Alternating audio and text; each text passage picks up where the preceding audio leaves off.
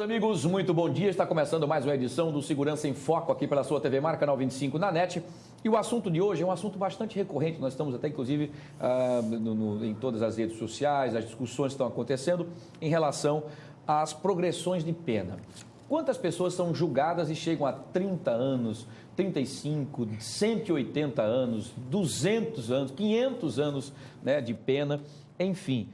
Enquanto que no Brasil, segundo o Código Penal, você só pode ficar preso até 30 anos. Vamos debater sobre isso. E o outro tema, também imbuído nessa situação, em relação ao mandado de prisão expedido pelo Dr. Braga Neto, que é o juiz de execuções penais, para os agentes penitenciários. O que foi correto? O que não foi correto? Por que os agentes não obedeceram à ordem e o mandado judicial? Esse é o assunto de hoje do Segurança em Foco, que está no ar.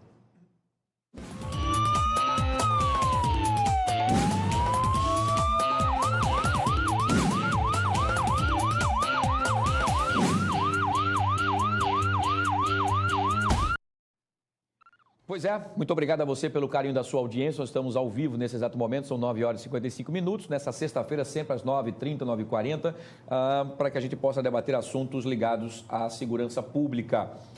Nós estamos acompanhando, inclusive, do próprio ENASP, né? Hoje, inclusive, entrevistei o doutor Otávio Prachetes, que é um dos gestores, inclusive, dessas ações que o Conselho Nacional de Justiça pede para que dê celeridade aos processos que estão aí praticamente parados desde 2009, principalmente os casos mais, hediondos, mais complicados, né? Enfim, para que dê mais movimentação, para que se bata a meta do Estado de Alagoas, enfim, em relação aos processos que estão arquivados, parados, engavetados aí nos gabinetes dos juízes. Enfim, por conta disso, nós estamos vendo muitos júris populares aí, né? Enfim, como o caso do Éric Ferraz, do modelo Éric Ferraz, crime ocorrido em 2012, numa festa de Réveillon em Viçosa, em que houve uma discussão entre os dois e acabou havendo aí um disparo de arma de fogo, que acabou tirando a vida de Éric Ferraz, o modelo. E aí o Janderley, que foi o réu confesso, acabou sendo condenado a 32 anos e 8 meses de prisão. Já tivemos 100 anos, 120 anos de prisão, 200 e tantos anos de prisão, quando se soma toda a questão da pena pelo processo. Enfim, será que esse tempo inteiro, por que se é dado uma pena bastante alta, se no Brasil o máximo que se pode cumprir de reclusão são 30 anos? Então, essas progressões, os benefícios, como é que isso acontece? Esse é o tema que nós vamos debater agora com os nossos convidados. Nosso querido doutor Leonardo de Moraes, advogado criminalista, mais uma vez um prazer tê-lo aqui, bom dia. Bom dia, Wilson, bom dia, Magela, bom dia a todos. Bom dia. Muito bem. Doutor Geraldo Magela também, nosso querido historiador, né, escritor, mais uma vez muito obrigado pela sua presença aqui conosco. Eu que agradeço, bom muito dia. Bem. Doutor Flávio Saraiva hoje não pôde vir, né, teve alguns compromissos inadiáveis, infelizmente acabou não podendo estar presente, mas nós estamos com os nossos dois convidados aqui, doutor Leonardo, doutor Geraldo de Magela. Vou começar com o senhor, doutor Leonardo de Moraes, para a gente poder falar sobre isso. Por que é que no Brasil o Código Penal diz que no máximo até 30 anos é que se pode ficar preso, recluso ao sistema penitenciário? Por que as penas, às vezes, quando se juntam a vários outros autos do processo, enfim, do inquérito e tudo mais, por que às vezes se chega a uma conclusão de, nesse caso agora do Éric Ferraz, do réu confesso Janderley, 32 anos e 8 meses, já chegaram-se até 120 no caso do Talvani, da Ceci Cunha, 100 e tantos anos de prisão? Por que se dá essa 500 anos de cadeia, né, num julgamento, se ele só pode cumprir 30 no Brasil? Queria que o senhor explicasse um pouquinho para a gente por que isso acontece. Bom dia. Bom dia. Né? Um dos fundamentos da República Federativa do Brasil é o princípio da dignidade da pessoa humana. Então, nenhuma norma em matéria penal, em matéria tributária, administrativa, ela pode trazer uma regulamentação esquecendo-se da dignidade da pessoa humana. Ou seja, para o status de você ser um ser humano, você tem que ser mantido em sua dignidade e também em seus valores. Então, quando se pensa em uma punição no aspecto criminal, logicamente você vai ter a dignidade da pessoa humana como norte para qualquer normatização e aplicação da eventual pena. Então, movido por isso, o que é que o Brasil fez enquanto norma? Ele estabeleceu no artigo 75 que o máximo de tempo para que a pessoa possa cumprir uma pena é um tempo de 30 anos. Por que isso acontece? Porque o Brasil ele obedece o princípio da humanização das penas. Se o Brasil tem a obrigação de observar uma pena sendo aplicada da forma humana, ele proíbe a pena de morte e também a pena em caráter perpétuo. Quando você estabelece que alguém sofre uma pena de 120 anos e vem a cumprir 120 anos, você, de forma inversa, violou o mandamento constitucional que proíbe a pena em caráter perpétuo.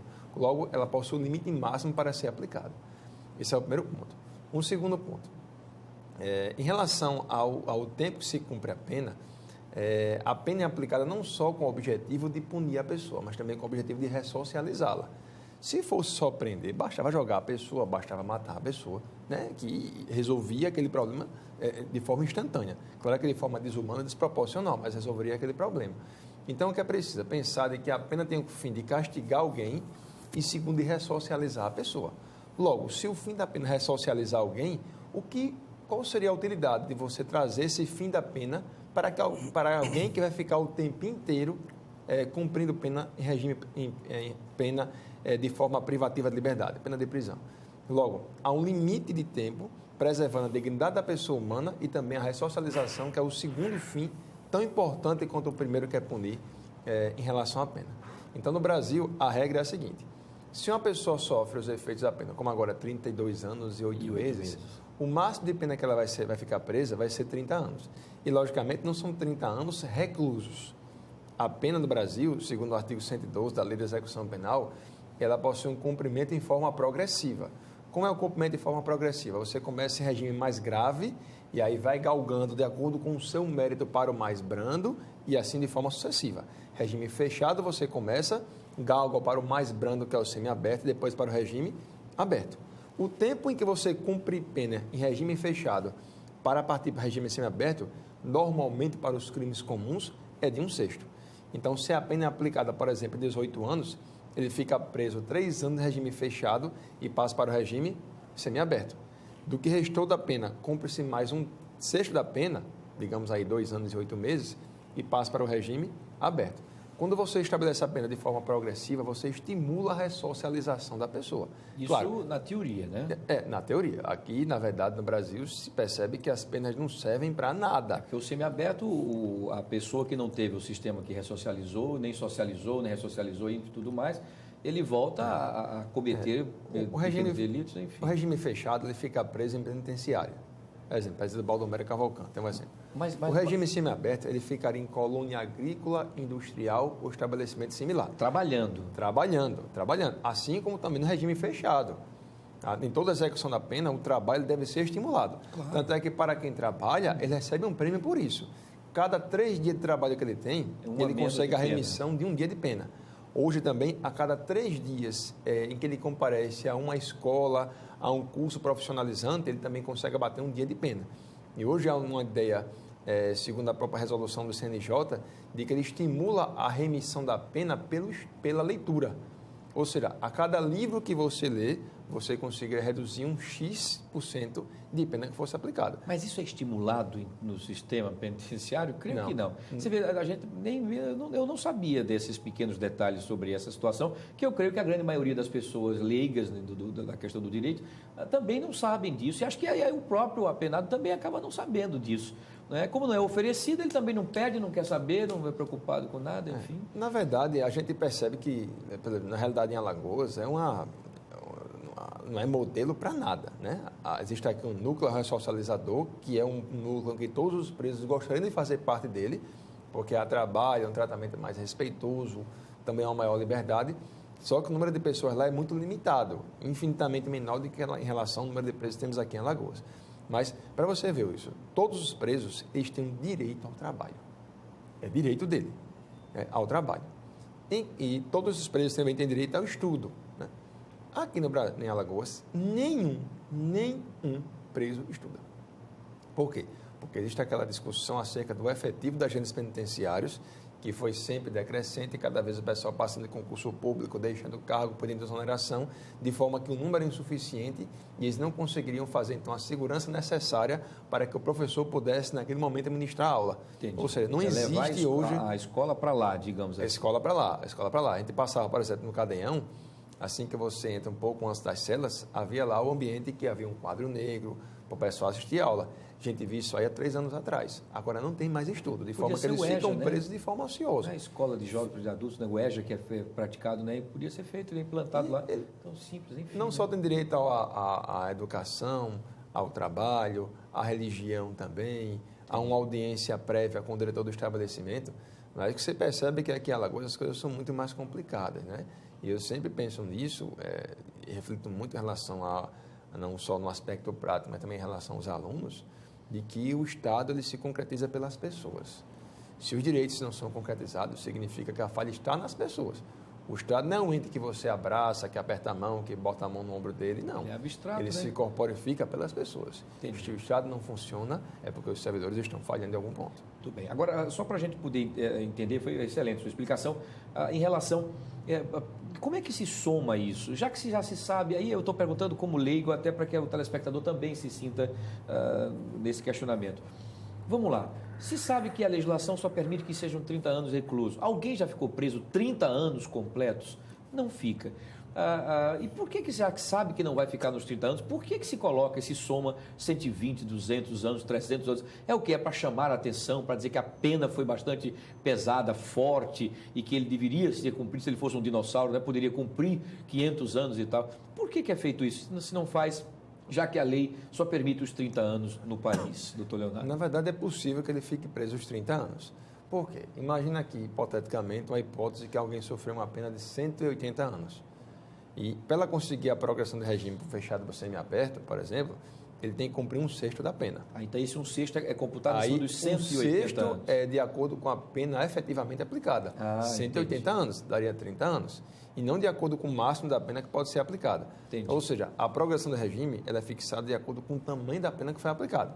Se a pena aplicada, por exemplo, ao caso passado, ao jovem agora do Érico Ferraz, né? 32 anos, lembrando que a condenação dele foi por homicídio qualificado. Se o crime é de homicídio qualificado, a progressão não é mais de 1/6. A progressão seria 2/5 da pena se ele fosse primário e 3/5 se fosse reincidente. Logo, se pensar naquele universo, por exemplo, de uma pena de 32 anos e 8 meses, isso. Seria então, se ele for primário, dá aproximadamente 40% da pena que ele fica em regime fechado.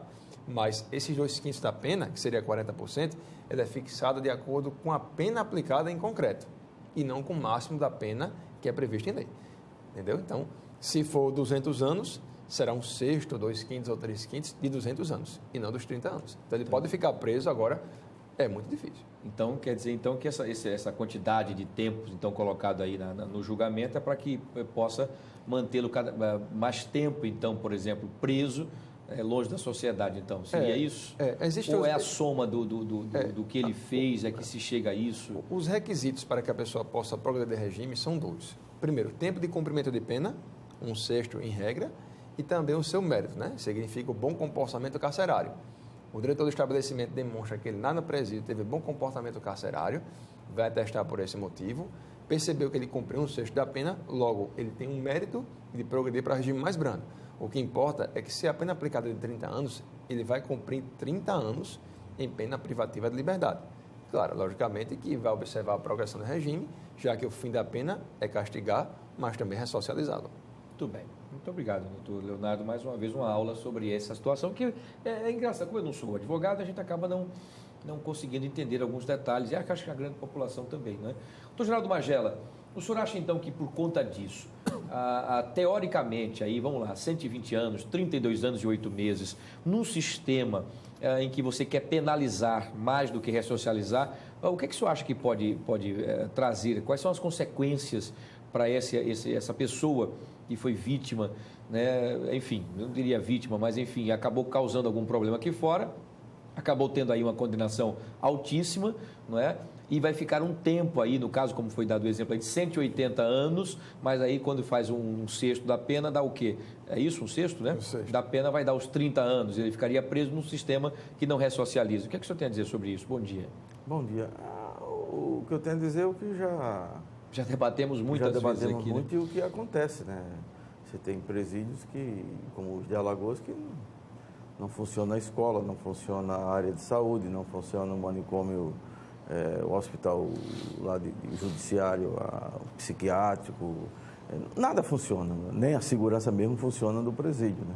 Você não tem sequer a organização para a visita das famílias aos presos. Então, todo esse clima de desagregação dessa população carcerária, que não é tão pequena, é uma população considerável, o Estado não consegue dar as mínimas respostas satisfatórias. Então, você vai exigir que o cidadão que cometeu algum tipo de delito, ou seja o homicídio, ou o furto, o roubo, o latrocínio, o estupro, qualquer ou coisas mais leves, mas que foram penalizados, ele sai de lá um cara resignado. Bom, eu cometi o erro lá na sociedade, então agora eu me recuperei, paguei minha pena, meu crime eu já estou pago, socialmente eu estou absolvido, seria absolvido porque já paguei minha pena. Na verdade, a boa parte desses presidiários, eles passam a ser vítima de organizações criminosas que comandam os presídios em Alagoas e comandam os presídios no Brasil. Então, você não tem um Estado que dá conta de nada. Você tem um poder judiciário que fica como barata tonta, todo dia dá uma ordem, expede lá uma determinação, os agentes penitenciários não cumprem, aí vão presos, aí recorrem. Quer dizer, você tem um síndico de uma massa falida que não dá resposta, que é o Braga Neto, no caso aqui, o juiz Braga Neto. Ou o doutor Otávio Praxedes, que a representação aqui do Conselho Nacional de Justiça. E, no fundo, o executivo, que é o responsável por pela manutenção e a boa convivência dentro do presídio, ele também não dá resposta de nada. Então, o executivo não dá resposta, o judiciário não se mobiliza efetivamente para medidas que penalize o gestor, e ficamos nisso. É o ciclo vicioso. Quem está preso, que é o grande detalhe que a sociedade precisa tomar conhecimento. Quem está preso não são os brancos de olhos azuis, não são os brancos e ricos e de curso universitário. Então, quando acontece de ter um médico preso, esse médico passa a ser uma figura, em geral, querida pelos os outros presos, porque ele passa a ser o médico dos presos lá dentro, começa a exercer uma medicina fora do padrão, mas como aquilo não tem nada, está todo mundo jogado, ele passa a ser uma figura importante lá dentro do diagnóstico, do diagnóstico, etc. Cabeça, uma emergência ali. Então, ele passa a ser uma figura importante dentro E intocável, né? E muitas vezes intocável. E boa parte das vezes ele também se mete com o crime organizado lá dentro. Né? Para se proteger. Para se proteger. Então, acaba você entrando dentro da engrenagem marginal dentro do presídio. Então, esse ciclo vicioso, o cidadão que está aqui acha que o fulano foi preso, então ele está resolvido o problema. Ele está preso, etc. Não, ele está preso, um dia ele vai sair da cadeia e, em geral, ele vai sair pior do que entrou. Em geral, ele vai sair pior do que entrou. Então, essa fatura, ela será cobrada e está sendo cobrada, que todo dia você tem. Pode pegar os noticiários dos portais, da Gazeta mesmo, reeducando que estava cumprindo com a tornozeleira, cometeu assalto, cometeu não sei o que lá. Saiu dos limites, etc. Então, essa prática é rotineira em Alagoas e no Brasil inteiro. Ou então, você tem os casos que não tem a tornozeleira para o sujeito sair, como no Rio de Janeiro. Resumindo, o regime semiaberto aqui do nosso estado, ele não funciona. Na verdade, ele é feito de qualquer jeito. Na verdade, ele não existe. Se o fechado não funciona, você imagina o semiaberto. Aqui a disparidade entre o que traz a lei de execução penal e a realidade é uma coisa absurda. Né? A lei de execução penal é como é que seria o semiaberto, doutor Leonardo e doutor Geraldo Magela? Queria que vocês debatessem isso. Nós vamos direto até às 10h30. Como é que seria o regime semiaberto feito como manda a legislação? O regime semiaberto, a pena é cumprida em colônia agrícola, industrial ou estabelecimento similar. Ou seja, uma colônia agrícola basicamente é uma fazenda em que o preso vai trabalhar nas atividades ligadas ao campo, seja em relação à agricultura, seja em relação a plantio e assim por diante. A colônia industrial, geralmente, são fábricas que existem em locais certos. fábrica de pão, Calçados, calçados, de artesanato e assim por diante. Em Alagoas, não existe regime semiaberto. O regime aberto já é cumprido pena em casa de albergado. Geralmente são casas em que são estabelecidos cursos diários para que as pessoas pensem naquilo que fizeram e também ele tem um estímulo muito grande ao trabalho. Tanto é que o regime aberto, ele fica preso em casa do albergado durante a noite, em dias de folga, e durante o dia ele sai para trabalhar. Então, ele trabalha durante o dia e à noite volta a ser recluso. No Por presídio. isso, regime aberto, na casa do albergado. Né? Sim. E em sua falta, prisão domiciliar. Aqui em Alagoas, nem há regime semiaberto e nem há regime aberto. Significa que a lei de execução penal foi modificada, disse que, na falta de regime aberto, ele pode cumprir a pena em prisão domiciliar. Na falta de regime semiaberto, ele vai galgar do regime aberto. Como aberto não existe, ele também vai cumprir pena em prisão domiciliar. Ou seja, aqui basicamente não existe nem aberto, nem regime semiaberto, ele vai cumprir pena em regime domiciliar. Então, quer dizer... em prisão domiciliar. Como foi citado pelo doutor Magelo, então a questão acontece o seguinte, para tentar se chegar nesse espaço, nessa lacuna, nesse vazio que não existe em Alagoas, só existe o fechado, né, ou o aberto mesmo, enfim, porque ele fica monitorado por uma tornozeleira. Uma pessoa sem noção nenhuma, sem ressocialização, que não sabe, ele até sabe das limitações, sabe que tem que estar 10 horas em casa, sabe que não pode ultrapassar aquele limite ali, e vira-mexe, alguns estão voltando para o sistema penitenciário por descumprir esses limites. Não, porque só podia até o Estaca, ele passou, já foi para o Salvador Lira, foi para outro canto e voltou. Não, ele roubou aqui, ele assaltou. Quer dizer, ele continua, então, ele pode matar com a tornozeleira, não pode? Claro. Então, quer dizer, o que a gente está fazendo, então, em relação à segurança pública nesse sentido? No nosso grupo do WhatsApp aqui do programa, eu postei umas matérias de 1999. Isso. Onde eu participava de reuniões mensais com comissões de presos. Na época, o secretário de Justiça era o delegado Rubens Quintela. E depois, o desembargador, na época, defensor público, Tutimés Airan, hoje desembargador. Então, nós tínhamos reuniões frequentes com os presos e havia um outro clima no presídio. Tinha lá a comissão, nós discutíamos, andava de cela em cela, discutíamos os problemas, levava os problemas, por exemplo, da OAB, eu cansei de denunciar advogados que estavam lesando os presos, denúncias dos próprios presos para na época, então, presidente da OAB, hoje ministro Humberto Martins. Para o Ministério Público, na época acho que era o doutor Leão Araújo. Então, havia uma relação, inclusive pressionava, porque a vara, a responsabilidade, por exemplo, de promotores da época que não compareciam lá no presídio. Eu cansei fiz algumas denúncias lá no Ministério Público do promotor responsável que não estava lá, a cadeira ainda estava com plástico, nunca sentou lá. Denúncias dos presos, que eu só pude saber porque os presos falavam. Eu, como ouvidor geral do Estado, eu disse, olha, o que vocês denunciarem aqui, seja contra o governador, ou contra o presidente do Tribunal de Justiça, ou o chefe do Ministério Público, você vai fazer aqui num pedaço de papel, com a sua letra. E eu vou levar. E levei todas, protocolei todas. Deu confusão, os advogados ficaram ainda com malquerência comigo, não queria saber. Eu era o ouvidor e o que o sujeito estava denunciando, ele não tinha outro caminho para denunciar, a não ser através da ouvidoria. E havia um distensionamento no presídio. Porque o preso acabava que não se sentindo ouvido, literalmente, né? É evidente que não tinha organizações criminosas, como tem hoje. Tanto quanto hoje, Mas nada é feito no sentido de que os presos reivindiquem. Acho que o Sanguinetti, que era vereador, um desses aí, denunciou o secretário Tutimés, que estava levando frango e carne de primeira para os presos. Então, isso passou a ser um escândalo, levar comida boa para os presos.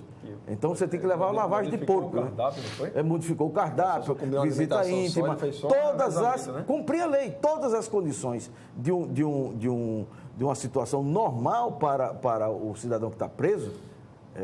O desembargador, na época secretário Tutimés, fez isso. Isso passou a ser motivo de chacota e de denúncias na Câmara de Vereadores, porque você estava levando frango, estava levando carne, comida saudável, ou seja, a comida não estragada, Não era que estava levando caviar, não tinha salmão, não tinha nada disso. Tinha comida, frango e carne. Isso. E ovo. Mas não era comida estragada, não era comida podre para os presos. Azeda. Né? Azeda. Fora do horário. Salsicha, né? Salsicha. Então, essas condições básicas eram cumpridas. Então, você não tinha rebelião por causa desse tipo de coisa. Pelo bom tratamento, é isso? Bom tratamento. Agora, o que é que acontece? O doutor Braga Neto prende agentes penitenciários porque, pela desorganização do sistema, não deixaram entrar as comidas. Não fiscaliza, não tem detector de metais, etc. E não oferece comida minimamente de qualidade, que não adoeça o detento. As famílias foram levar comida, foram barradas as feiras, os doces, etc. Então, os agentes penitenciários descumpriram a decisão judicial. Se é a melhor ou não decisão, eu não sei. O ideal é que tivesse lá detector de metais, todas as seguranças. Já que não tem, você não pode agora punir as famílias e punir os presos, porque o Estado não tem como garantir a segurança e a vigilância dos presos. Então, os presos não podem ser punidos duas vezes. Eles já estavam punidos, não já está lá condenado pela justiça? Então, você agora condenar e não ter comida? E o que é que vocês acham que tem de arbitrariedade nisso aí? Por exemplo, o doutor Braga Neto, que é o juiz de execuções penais, pediu que fossem entregues num dia de quarta-feira, onde já foi predeterminado, que entrassem apenas utensílios, né? Produtos de higiene pessoal, de higiene, enfim, outras coisas, que não fossem os alimentos. Mas por conta de se evitar uma rebelião ou inquietação de alguns presos, foi pedido então que as feiras que foram levadas naquele dia, que não era o ideal para as feiras, fossem entregues. E por isso os agentes penitenciários acabaram, segundo as informações dos agentes penitenciários, que não cumpriram esse mandado, essa ordem judicial do doutor Braga Neto, porque na quarta-feira, segundo uma portaria e um comunicado da própria secretaria, que é a SERES, né, Secretaria de Ressocialização, diz que as quartas-feiras são apenas para a entrada de utensílios e não para feiras. Então, eles estão se baseando nessa lacuna. Onde é que está certo isso? Onde é que está errado? Quem é que está? Ou é uma quebra de braço para se colocando no final a última ponta que já vem sofrendo há muito tempo, que são os presos? Essa questão da negativa das famílias e limitação para levar utensílios e alimentação, ela tem acontecido de forma sistemática. Mas não é uma maneira de organizar isso, não. Nós tínhamos debatido sobre isso aqui. Se na segunda levasse isso, na terça levasse aquilo, será que já havia um organograma disso? E nessa quarta-feira foi que acabou criando todo esse imbróglio? Uma coisa é certa, se o pessoal levou quarta-feira alimentação, é porque alguém do sistema deu um comunicado pessoal que quarta-feira era para levar alimentação, sim. Isso foi feito, isso foi comunicado, inclusive houve uma ação ajuizada pela Defensoria Pública do Estado de Alagoas, em que sistematicamente as famílias, em dias marcados, levavam alimento e utensílios, no dia que era marcado pelo próprio sistema penitenciário, e lá não conseguia entregar alimentação ao seu ente querido, ao seu marido. Então, o motivo se deu por desorganização e por descumprimento de um aviso em que eles mesmos deram. Em relação a isso, à questão da prisão dos agentes penitenciários, é uma situação muito complicada. Por quê? Porque o mandado foi expedido, foi determinada a decisão judicial para dizer o seguinte: no dia tal, os agentes estão obrigados a entregar a alimentação das famílias e utensílios aos presos. Se isso não for cumprido, responderão por crime de desobediência. Só o crime de desobediência, ele tem uma pena que vai de 15 dias até 6 meses. E ele é um crime que não admite prisão em flagrante. Ou seja, foi expedida, então, foi determinado que fossem encaminhados à delegacia de polícia, que pode ser feita, para que fossem presos para um crime que não admite prisão em flagrante. Então, a realidade é essa em relação à prisão. Eles então, receberam a ordem de que deveriam ser presos, resolveram, então, unidos, ficaram no sistema prisional, de forma que a decisão que não podia ser cumprida não foi cumprida, e por mais que tentasse seu cumprimento, os agentes resolveram, por vontade própria, não cumprir a decisão judicial. Quer dizer, eu entendo que isso aí seria, na verdade, você mexer com a própria eficiência do Estado, porque a ordem judicial não foi cumprida por vontade particular dos servidores públicos, que no caso aqui são agentes penitenciários. É uma situação absurda que está acontecendo hoje. É o agente que não tem o seu valor pelo Estado, Há também uma discussão muito grande acerca do regime de trabalho, que trabalha 24 e folga 96. Não existe isso, verdade, não existe. Não há equação no mundo que se 11 feche agentes isso. para tomar conta de mais de 2 mil Não existe detentos, 1.000 detentos. Você imagina que loucura. E aí eles se colocam justamente nessa brecha. Uma brecha que foi uma determinação da sede, da secretaria, que os amparavam, né, nessa situação. Foi por isso que eles conseguiram tentar dizer que não iam assumir essa determinação do juiz Braga Neto, porque eles estavam cumprindo uma determinação, como são agentes públicos da secretaria. Enfim, veja que loucura. E aí fica uma determinação judicial que foi discutida e não cumprida, não é? Isso acaba enfraquecendo. Eu só acho o seguinte, que essa disputa jurídica ou de fragilidade do Estado acaba deixando cada vez mais o nosso sistema fragilizado e os presos percebendo que há uma desorganização total entre eles. Isso acho que fortalece, inclusive, até as facções lá dentro. Concordam com isso, Tomás Machado? Eu acho que isso é o centro da questão. Tem alguma coisa além dessa discussão aparente aí? Tem alguma coisa? Não é possível. Eu também acho. Porque é impossível você imaginar que coisas tão elementares como organizar a entrada no presídio, como organizar a entrada do tipo de comida ou de utensílio para entrar dentro do presídio, crie uma confusão dessa natureza. Verdade. É inconcebível isso. Mínimo. É inconcebível. Mínimo. Pessoas que chegam lá às 5 da manhã, aí quando chegam 11h30 da manhã, e olha que do portão para, por exemplo, para o Baldomero Cavalcante, é longe. É aproximadamente, acho que 1,5 km para você chegar lá. Então, ela chega às 5 horas da manhã, 4 da manhã, alguns ficam a noite inteira, para quando chegar lá, diz, olha, hoje não é permitida a entrada de alimentos porque estamos em greve. Pelo amor de Deus, isso não pode ser feito. Se existe greve e existe essa determinação, avisa o pessoal previamente. Quer dizer, é o mínimo de humanidade você avisar a família do preso, porque ela já está sofrendo porque tem seu filho preso, muitas vezes. E aí ela sofreu mais uma vez, por ficar a noite inteira, no dia que foi marcado pelas agências penitenciárias, na forma como foi dita que a alimentação, sem osso, etc., em material que seria de plástico. E aí, quando chega lá, não consegue atender. Por isso que se estimula, muitas vezes, a violência, a rebelião.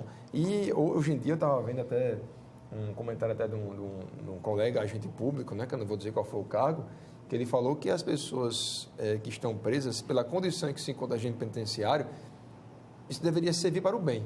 Por quê? Porque se a forma de cumprir pena é uma forma ruim, desumana, isso estimularia a reflexão do cara para que ele saísse melhor da prisão. Repara, isso é uma ingenuidade absurda.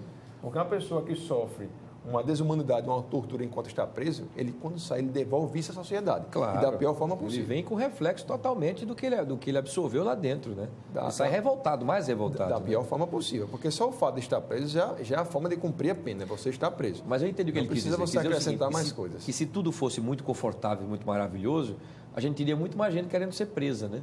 Porque com toda essa insalubridade terrível... Duvido, né? que alguém em sã consciência prefira ficar preso privado da sua liberdade. A liberdade. Duvido. A não ser que seja um cara com problema... Psicótico, né?